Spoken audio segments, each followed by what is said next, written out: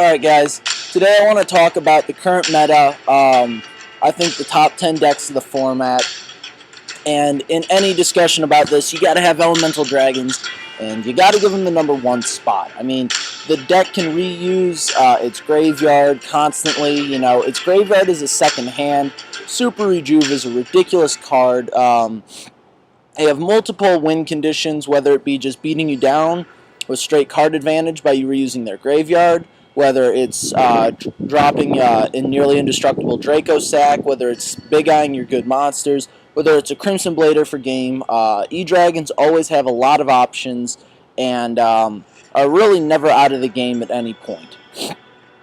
The second best deck right now is Spellbook, simply because Spellbook of Judgment means that they are never going to lose advantage. The pros of the deck, obviously, is that their game 1 is fantastic against almost every deck in the meta right now. Jowgen and Kycoo are insanely good cards, and Jowgen and a set fate is enough to cause most players to scoop. I mean, the bad part about this deck is that obviously it can lose to some cards, like Eradicator Virus can be an auto loss. And there's a lot of things like that that can really hurt the deck. Imperial Iron Wall. When this deck can't banish cards for Fate or maybe Priestess, it gets hurt a lot. Despite that, Jowgen and Kycoo are such great anti-meta cards, backed up with an endless stream of resources and an endless amount of spellbooks of Fate. This deck is nothing short of an absolute behemoth. So Spellbook's got to be your #2 deck of the format. Number 3, we have Evilswarm. It is the anti-meta deck right now. It stops dragons. Evilswarm Ophion is the card that you want right now. And, that's a lot of times, how you win. You have Evilswarm plus protection. And that's what the deck does. That's how it wins.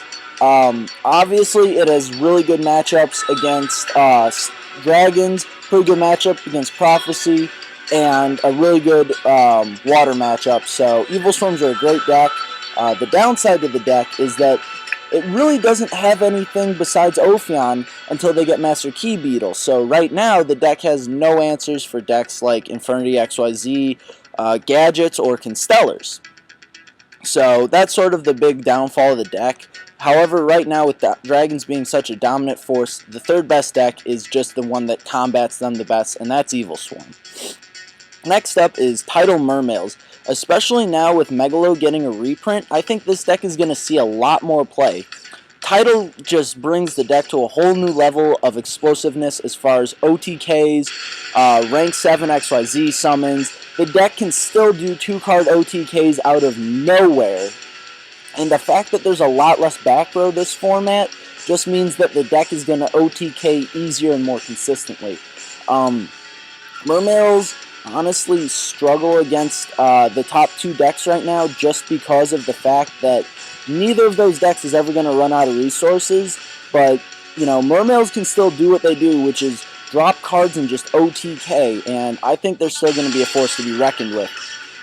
Plus, Game 2, they can side out of Tidal and Mermail and side into Imperial Iron Wall, which is a fantastic meta card right now, whether it's stopping dragons from banishing, stopping Spellbook of Fate and Priestess from getting their effects, or whether it's just stopping your opponent's Cursion from banishing to special summon another Ophion. I think that just having Imperial Iron Wall as a great anti-meta card makes Mermails pretty good right now. The problem with the deck is, and always has been, as a combo-based deck, you can only side out so much before you start to hurt your own consistency. But I think Imperial Iron Wall being a good anti-meta card right now does nothing but help the deck. For that reason, it's my #4 deck of the format. Next up, #5 deck. I kind of went back and forth on this. I was between Tin Gadgets and Constellars. I ended up going with Constellars. The simple reason being, this deck is just walking compulses. Pallades is a walking compulse and just really wrecks any deck that depends on XYZ summons or synchros. So if you look at the top 6 decks right now, or the top 5 not including itself, I mean, it has fantastic matchups against Dragon Rulers, Evilswarms, mermails, and tin gadgets. Mermails is the least favorable of those matchups, but even that, the only monster they have that can get over Pallades is Abyss Lead. So if they don't have any heavy infantries, they're sort of out of luck. You can keep bouncing their Exceed, such as Gaios and anything like that they try to make, and the deck's just really nasty. The downside, of course, is that it loses to Prophecy pretty hard game 1. But game 2, you can make an M7, drop Jowgen Lockbird, and keep recycling it to, make sure that your opponent is constantly under Jowgen Lockbird for the entire duel. That, along with the ability to side in Eradicator Virus with Adrius as a target, this deck doesn't really have any bad matchups right now. Especially in an Exceed-heavy format where Pallades is just an absolute boss monster. You can soft lock your opponent by bouncing Fiendish Chains to your hand with Pallades, reusing hand traps out of your graveyard with M7. So, Constellars are just a nasty, nasty deck right now.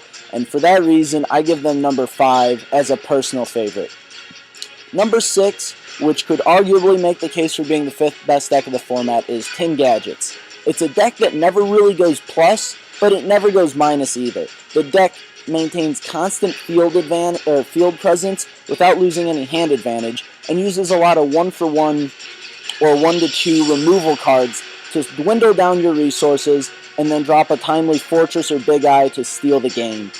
Essentially, the fact that this deck never runs out of resources, really, is just absolutely huge. And, with a lot of decks these days not being able to handle the amount of back row that Gadgets play, Gadgets can really just slip in a lot of good quality wins against top-tier decks. I don't like the Prophecy matchup at all, and the deck can kind of draw awkward hands sometimes, but other than that, Tin Gadgets are a really solid deck right now. This card, Tin Goldfish, just put them on a whole new level, and the best part about this deck is that, with the exception of Gear Gideon X, essentially everything in this deck is budget as hell. It's probably, besides Constellars, probably the best deck for the money. Now, obviously, Evilswarms are a better deck right now for the money, but once Dragon Rulers and Prophecy aren't the top decks, Evilswarm's probably going to fall by the wayside, so definitely got to give Tin Gadgets a nod as the number 5 or 6 deck of the format. Number 7, I've got Redox Psychics. Why? Because it has multiple win conditions in first turn Naturia Beast against Prophecies. It can go Crimson Blader against Dragons to lock them out. Barkion for any rogue decks, any chain burn type things, any just trap heavy anti-meta decks. It can OTK pretty easily with Grand Soil, and Redox just gives you better graveyard control. The deck has plays for days. It runs plenty of hand traps in Maxis, Veilers, and Swift Scarecrows. Unfortunately, being a combo-based deck and running too many hand traps, it's, you don't run any real traps, so if you don't draw any hand traps, you can easily get OTK'd, but if you draw too many, you're not able to get your plays off. So, as a somewhat combo-based deck, it does have inherent inconsistencies. However, as a Dark Horse deck, I think it's a really good choice right now. The deck's not that expensive, and it can really do some crazy plays and unexpected plays. For that reason, I think Redox Psychics probably is right now hovering at about the number 7 spot as far as the deck, which is incredible to say it's only number 7 right now, because, if this deck was around last format, it probably would have been number 1 or 2. But right now, Redox Psychics, probably the number 7 deck of the format, in my opinion. Number 8 is Infernities. Now, Lavavel Chain did a lot for this deck, and the deck is really fast and really consistent, and can put up really hard-to-crack boards really quickly. It can go into Shockmaster, pop any problem cards with Direwolf, and that's all well and great, but the big problem I see holding back this deck right now in this current format is that the deck kind of gets punished by hand traps. If I Veiler that Archfiend, your play suddenly disappears and I can run you over before you get your field set up. And if I max C you, again, like, hand traps just are a large issue for this deck. So, that on top of the fact that they don't really have any intimidating monsters.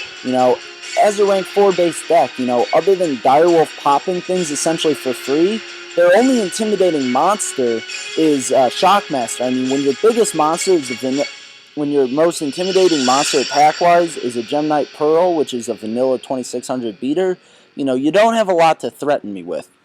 However, due to the fact that it is explosive, it is fast, it is explosive, it is consistent, and Barrier's still a hell of a card, I gotta still put Infernities as my number 8 deck. Next up, number 9, I got Madolches. I don't know, it's hard to see where Madolches fit in right now, but, the massive amounts of advantage Hootcake can give you, as well as Tiramisu, is undeniable. Tiramisu just gets around any problem cards, such as Dracosack or whatever your opponent's got. She can clear boards for pushes. Hootcake and Tiramisu are just insanely good cards. The big problem with this deck is that as a combo-based deck, you can draw bad hands, and over a 10-round tournament, some of the inconsistencies in a combo-based deck are going to cause you to lose games, and a lot of the times in this deck, it's hard to fight out of those bad hands. So, I think it's a good deck, but I can't put it on any higher than number 9 right now, personally. And number 10, 10th best deck of the format right now, is Tempest Dragoonity. And I wanted to put this deck higher because the deck is very fast, it is very explosive, and it is really consistent now with Tempest. The reason I don't put it any higher is, 1, the deck is just super dead against Ophion. At least in Dragons, you have things like Blasters, you can Redox back a Dracosack to run it over, you have options like that. In Tempest Dragoonities, you really don't have much of an answer to Ophion, other than maybe that the one Dragoonity monster that can, send the card equipped to him to the grave to pop 2 of your opponent's cards. But, if they have Chalice, then it's pretty much GG and you can back it up. Because of that horrible matchup, as well as the fact that hand traps really kill this deck. Veiler stops your entire play. Max C, you really don't want to push through it these days, and just for the fact that Ophion is a deck, and the fact that hand traps really kind of murder this deck, and hand traps are all over the place right now, for that reason, I can't put Dragoonities at higher than number 10 on my list personally, in this meta. Next meta, if hand traps go away, if Evilswarms are less of a thing, I think Dragoonities can do great, but right now, due to hand traps and Ophion, don't think they're the best deck around. And then for my honorable mentions, I've got heroes, particularly the Hero Lives Bubble Beat, and Dino Fist as my other 2 honorable mentions. Hero Lives heroes, obviously one of the big things is in a less back row heavy format.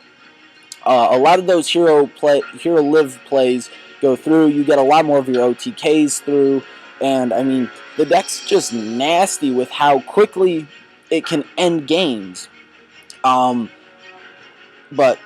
outside of, like, going for your OTK or going for Shockmaster, the deck doesn't have a lot of what I would call staying power. If you're not able to OTK quickly with the deck, it sort of runs out of resources and you lose.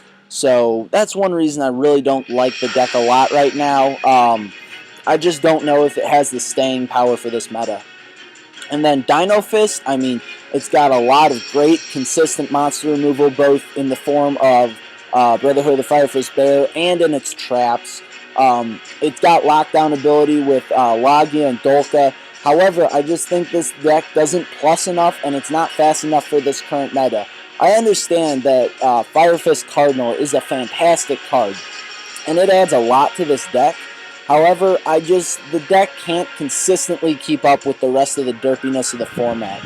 I think Dino Fist could be a fantastic deck if we move on to a rather slower format.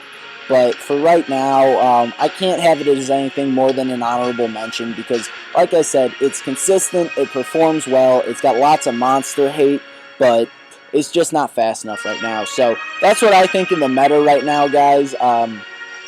Let me know what you guys think about my predictions, anywhere where I went wrong, anything that, I said that you don't agree with, or any decks you guys think I missed. I think I touched on pretty much everything that's pretty important in the meta right now, and I've given you my reasons for why the decks are good or aren't good. Um, so let me know what you guys think in the comments. That's all for me. Deuces.